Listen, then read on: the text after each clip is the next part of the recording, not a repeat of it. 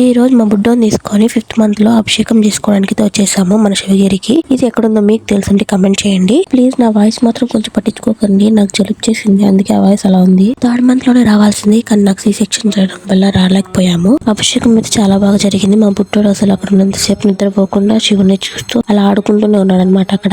And ఇక్కడ ఏ దేవుడు ఉన్నాడు అని మీకు డౌట్ రావచ్చు. ఇక్కడైతే దక్షిణామూర్తి అండ్ లలితమ్మ వారైతే ఉన్నారనమాట. ఇంకా శివగిరికి వచ్చి అభిషేకం చేసుకోవడానికి అయితే రీజన్ ఉంది. ఏంటంటే 3rd మంత్ లో ఉన్నప్పుడు నేను మగ పిల్లోడు కావాలనేసి మందు పోసుకున్నాను అనమాట. నేను ఒక్కదాన్నే కాదు, నాలాగా చాలా మంది వచ్చి మందు పోసుకున్నారు. చూడండి ఎంత మంది వచ్చారో. అలా మగ పిల్లోడు లేక మందు పోసుకొని అభిషేకం చేసుకోవడానికి. అభిషేకం అయితే చాలా బాగా జరిగింది. మనసుకు ప్రశాంతంగా కూడా అనిపించింది.